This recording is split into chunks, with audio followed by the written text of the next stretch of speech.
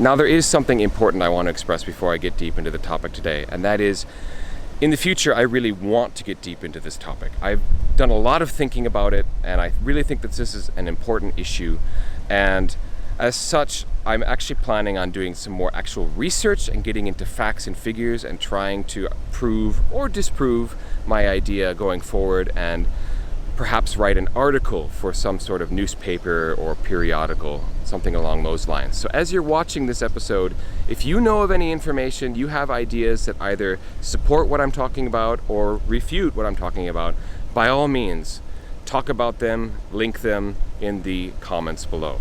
All right, let's get started.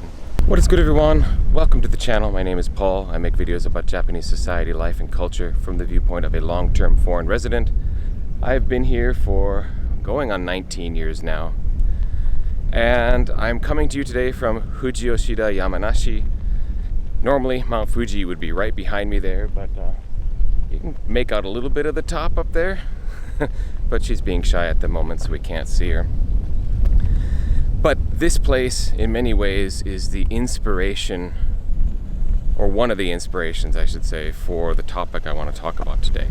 Now, it is a incredibly complex, layered, multi-layered topic, and I'm only going to be speaking about one of the layers of this issue. And it's the layer that I feel doesn't get a lot of press. It doesn't get a lot of attention. The issue in Japan that everyone knows is the falling birth rate, the lack of children, lack of people getting married or getting married late, having only one child or no children at all. But a lot of the aspects that have been written about are things like, well, the long stagnant economy, the lack of long-term stable jobs. They've written articles about gender inequality. They've written articles about politicians not being able to put in good policies into place that actually help anyone. But there's one layer that I don't think anyone has really mentioned, and it's the layer that I refer to as the hyper-urbanization of Japan. So while Japan's population is famously falling, the populations of Tokyo, Yokohama, Osaka, the other big cities, is growing because everyone is moving there. The countryside is dying. So I want to approach this topic first of all from the standpoint of conversations that I have with my students every single year. And when I talk to students and I find out where they're from, especially if they're from a countryside area, I always ask them if they like their hometown. And the vast majority always say yes, they love their hometown. Then I ask them if they prefer their hometown to Yokohama, where they are now, and a pretty strong majority will say they prefer their hometown. So the next obvious question is, after you graduate, then are you going back to your hometown? And they'll say, oh no, I'm staying in Yokohama, or I'll probably end up in Tokyo, something like that. Why? Because that's where they know their career prospects are, where they're going to find their company job, where they're going to be able to step into a line of work that makes them, in their mind, a good salary. And I don't blame them, because that's pretty much the truth if you compare salaries in the countryside to the city. But even more so, the options, because every company and their mother seem to believe that they have to be in Tokyo, have to have their headquarters there to be seen as international and, as part of Japan's great wheel of economy. But what this does, in effect, is it creates another impetus or another reason for why the birth rate, the population drop is happening. Let me explain. There's a number of reasons why I believe this hyper-urbanization is causing this problem. The first is social life. In a countryside like this, social life is kind of baked in. You just know your neighbors, you know the people around you. It's very easy to get involved in community events, and you meet people, and you get to understand what the community is like. I only lived here for 3 years, and the past month when I've gone out running in the morning, I've just from visiting. I'm here a couple times a week. I've run into people I know while I'm out running, different people that I know from back then.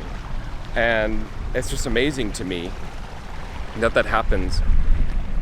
Imagine that happening in Tokyo. It really, the odds are incredibly slim.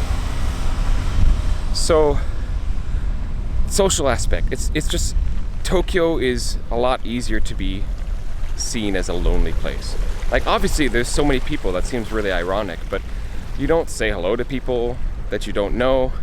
And if you're the type of person who are like, well, I can talk to people easily, I can make friends, that's not so true for this current generation of Japanese young people, because they're wrapped up in social media and they're very much in the culture of being kind of shy and avoiding, the unknown in their life. And I feel like that's a particularly strong trait in younger people today, because so much of their reality is wrapped up online rather than in reality. The second obvious one about living in a city is that it is far more expensive. Life expenses are an issue, and if we're talking about the stagnant economy and the inability to feel like you can raise a family because you're not making enough salary, many men are delaying or not getting married because they just think, I could never support a family on what I make. And there's still many women, gender roles are still much stronger in Japan than in other countries. There's still many women who are not going to marry a man who makes less money than she does, or who can't support her entirely. It's just still an issue. I mean, I have students who are like, oh, as soon as I get married, I plan to retire. I'm not going to continue with my career, and then I'll let my husband take care of me. And the fact of the matter, it's just harder to make ends meet in Tokyo than it is in the countryside. Out here, it's possible to have a house and a garden. Things are cheaper, land is cheaper, and that brings up to my next point, which is space. It's really hard to imagine raising a child in a very, very tiny environment in the middle of Tokyo that's only getting more and more crowded as we speak. What generally seems to happen when we're talking about the housing environment is elderly people in Yokohama, Tokyo, they pass away. The children or grandchildren don't want to deal with the issue of the house and land, so they sell the land to developers. The developers come in, they knock down the house and the garden, and they create 4 new houses on that once larger plot. They turn it into 4 tiny plots with no garden whatsoever, just cramming more and more people in, not to mention the high-rise apartments and all of the mansion, or what they call condominiums here in Japan. The prospect of raising more than one child in a tiny, tiny space in Tokyo, especially as expensive as it is, of course, it's not going to be a very attractive option. Whereas if you're in the countryside and you have a house, you have a garden, there's green space for the children to play, and it's just going to be a far, far more attractive option to have children in the countryside. Further exasperating, it is the lack of childcare in the cities. You've got families where both parents have to work, which means you need daycare, and there's just not enough facilities. And so, why risk having a kid and have to give up your job because there's not enough daycare? That's the real choice for many people. Whereas out in the countryside, you have far more community support, and with less people in general, just a few daycare centers can probably take care of the issue. Or, as we'll get to when I get to talking about solutions, you'll see that it's possible that there's another option for that. Now you might be saying, well, Paul, there was a population boom. Tokyo grew a ton after the war, the whole bubble era, and there was definitely a baby boom that happened then. What's different now? Well, one of the issues then is that generation had different priorities, and they often lived outside of Tokyo in bedroom communities like in Chiba or Saitama and Kanagawa, for example. And in those days, it was pretty much father who was doing the Saturday man work, so he would commute into Tokyo, and the family would still be part of a community elsewhere, other mothers, other children to play with, etc. So there was still this community feel. You felt that you were raising your children in a good place that was good for them socially and environmentally. But the current generation has watched their fathers do that punishing commute, come home and have no energy, have no work-life balance whatsoever, and they've discarded that entirely. No one wants to live that way. And I don't blame them. It was a rough way to live. And so instead, they are choosing convenience. That is the word of the era, convenience. Everyone wants to live in the most convenient area, close to the station, close to the shops, close to the action and entertainment. And if you have to live in a rabbit hutch in order to have your convenience, that's what you do. But again, hard to raise many kids in a rabbit hutch. A lot of Tokyo families have just the one child. So let's get to what I feel like possible solutions might be. And that's where my inspiration of this place comes in. This place actually used to be a lot larger, about 3 to 4 times larger in terms of population, because they had a thriving industry of textiles. And that industry, of course, when it got shipped to other Asian countries with lower labor costs in the 70s and 80s, was largely lost. And as such, this town's population has greatly dwindled. But there are a couple things happening here that are worth noting. One is there's a real concentrated effort to revive what's known as the Nishiura area and the sort of downtown area of the city, which are basically opening up these old houses that are being bought by designers, artists, and all kinds of different events and exhibitions are going on, which is very good for the revitalization of the city. There's a lot more nightlife happening, and I feel like these opportunities are only going to continue to grow. The other example that I think of is the Fanak Corporation, which is one town over. It is a very successful logistics corporation that treats its workers very well in terms of salary and benefits, and then their families live very well growing up in this countryside that's clean and beautiful, and in a town, even smaller than this. It's even more kind of rural countryside, beautiful, famous for clean, clear water, etc. Cleaner air, obviously, as well. And I feel like the solution is to have more things like this going on. Honestly, I think there's going to become a tipping point when people like this generation rejecting their salaryman father's lifestyle. There's going to become a rejection of everything of convenience, and people are going to want to move back to a quieter life. But that will only be supported if there are jobs awaiting them. The government should honestly address this issue in amongst all their other plans for the falling birth rate, the whole problem that we have in front of us, is to take a carrot and stick approach, entice companies to move to middle-sized cities, to move to larger towns. Not necessarily their headquarters, but diversify their spaces. Basically, we've entered an era where telecommuting and working from home, and certainly working from satellite campuses, is much more doable.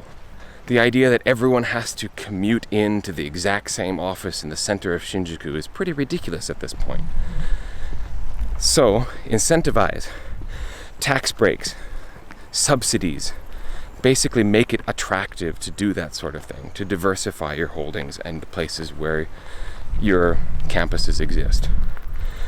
And the stick, take away benefits, take away tax breaks, and maybe punish companies if they don't have a certain percentage of their workforce in more diverse locations. Honestly, I imagine that could be an absolute game changer. Get young people out into the countryside where it maybe is less countrified as it was before, because when the companies show up, there will be other things that will arrive, like restaurants and shops and salons and whatever else. And you have a genuine, fresh perspective on life in the countryside. You'll have more space, cleaner air, you're going to meet people more easily. When you're at the local izakaya, you'll see people you know, and they introduce you to people that they know, and your social networks get larger organically rather than on an app. And I don't know, maybe I'm just a dreamer in that respect, but I honestly believe that it could work, mostly because of my own interactions with my students who are from the countryside, who've expressed again and again that if they could get the same high quality job with a nice salary in their hometown as they could get in Yokohama or Tokyo, they'd choose their hometown. And that seems pretty clear evidence to me that something like this could actually work. Obviously, it's not the entire solution, right? There's, again, all those other layers to the low birth rate issue. But it could certainly help. And I don't know. Like I said, if you have information, you have details, you know, some articles you've read, some research you've seen that could help me to turn this topic into a more academic exercise to actually prove or even disprove, which would be informative as well, please let me know. I'm mostly talking in this video from a point of passion rather than hard factual information from research, which is, you know, generally unusual for me as an academic. I try not to speak unless I'm certain of the possible data that's backing me up. But in this case, like I said, I've given this a lot of thought, and I honestly feel that it's a real thing.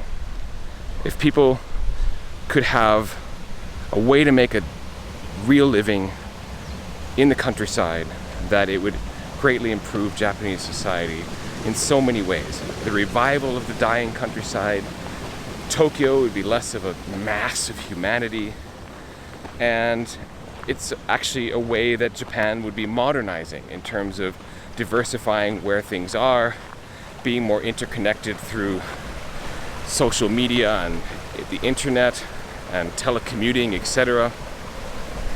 It seems like so many potentials for win-win-win-win-win. But again, let me know in the comments if you think I'm just dreaming or if you think what I have to say actually makes some sense. I would love to hear your thoughts.